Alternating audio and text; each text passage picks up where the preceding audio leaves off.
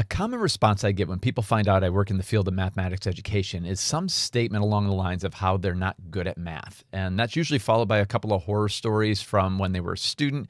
And it just breaks my heart because nobody should have to feel this way about mathematics.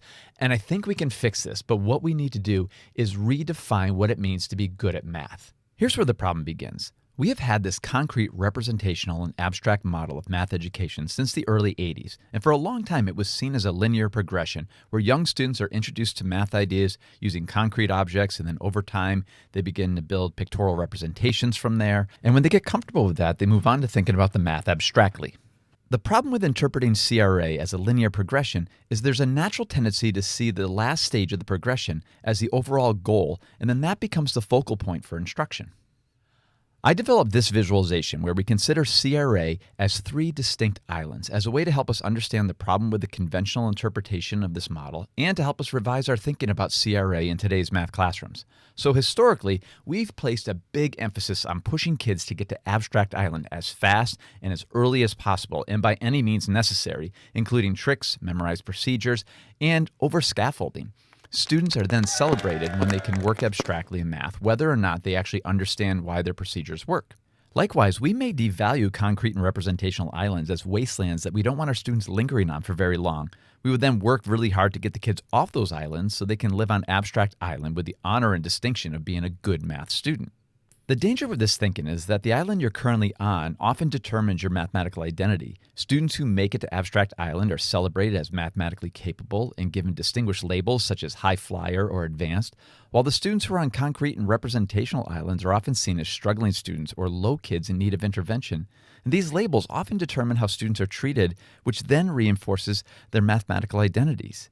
We need to fix this. This misinterpretation of the CRA model creates scenarios where a certain kind of thinker gets all the praise and all the distinction of being a mathematically capable student, while the students who think differently are devalued. So a danger with these labels is that they can also be inaccurate. There might be a student who has really good memorized procedures. They don't know the math that they're doing, but they can remember all the steps they need to do. And so they'll crank out fast, accurate answers really well and get celebrated for that. That becomes the high flyer. And the class knows that because it's reinforced within the classroom. Likewise, there may be a student who has a rich, deep conceptual understanding of the math, but they might have a slower processing speed, or they might need to sketch their idea out and sort of see it so that they're solid with their understanding of their procedure, and they get called low because they're not performing on that abstract island at that speed that's been celebrated.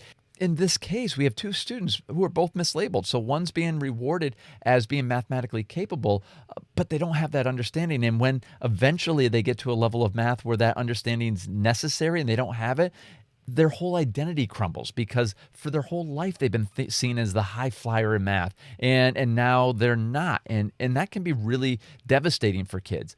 And likewise, for that kid that's a careful thinker that doesn't crank out answers, but is a really rich conceptual thinker, they're reinforced that they're not good at math. And so they may walk away from the subject. They may avoid it. They may start to doubt themselves and have math anxiety as a result of these labels that we put on kids. And so we're giving students wrong messages when we start to label students as math capable or not math capable based on the kind of thinking that they do.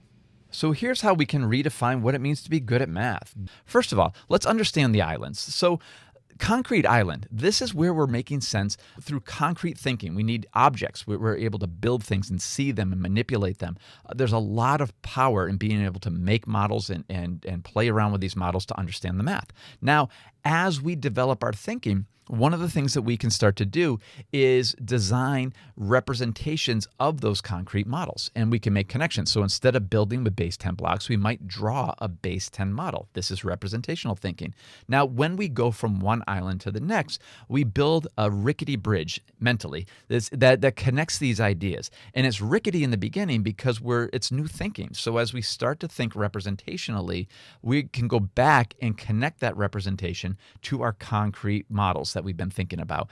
And as we go back and forth across that bridge, we redesign the bridge. We build stronger supports and it becomes a much stronger bridge. So eventually, by connecting those two islands, we now have a really good, strong sense of this math idea through a concrete model and through a representation that we can make sense of. Likewise, when we do the same thing of thinking representationally or concretely, and we move over to start to think about the math abstractly, we build another rickety bridge. So we might think about decomposing numbers and breaking it up, but it's really important for us to go back and consider how that looks in our representations or with our concrete objects. And as we go back and forth across that bridge, it gets stronger. We build stronger connections so that in the end, what we have by exploring math through these different ways of thinking is a good solid connection between all three islands. To me, this is what being good at math looks like. It means that we have the ability to think abstractly, but we can also make connections to representations, and we can back up our thinking with a concrete model if we needed to.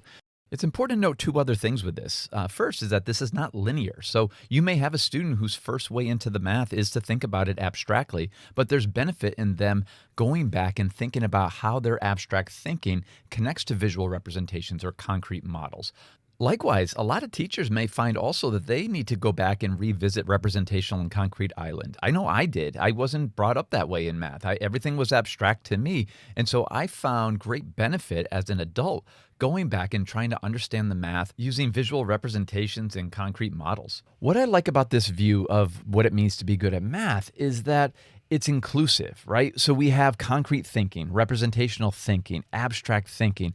Every one of these islands, we're highlighting the thinking that's involved there. So we're not saying it's a high flyer who's on abstract island or a low kid who's thinking concretely. The idea is that no matter which island you're on, you're thinking. There's really strong reasoning and understanding at any one of these islands. And so being good at math means you have bridges that connect those islands. You understand fundamentally how the different ideas connect. And that's how we authentically include all students. So if you give a problem to the class and you have some kids who approach it abstractly and some are approaching it with a representation and some are doing a concrete model, what's great with that is as you come together to discuss these ideas, you can then have the kids build those connections. So as you ask someone, hey, can you show me where is the 64 in Julian's model? Or in Sarah's representation, can we see where that decomposing of the numbers happened? As we ask the kids to start building those connections, that's the bridge building. So what we're going to do now is define being good at math means having this flexible thinking with strong bridges that connect it. And being a good math teacher means you're a good bridge builder. You're helping kids to see the connections among all of these ideas. And hopefully when we do that, we start seeing a reduction in students who identify themselves as bad at math just because they haven't made it to a certain island within a given period of time. We want to value the thinking of all students. And when we do so, we authentically include all of our students in the math class and help everyone identify themselves as mathematically capable. So let's work together to redefine what it means to be good at math. Let's get rid of these labels of high flyers and low kids, and let's start thinking about how our students are approaching these ideas and supporting them at every stage of their journey so that people have good, positive mathematical experiences.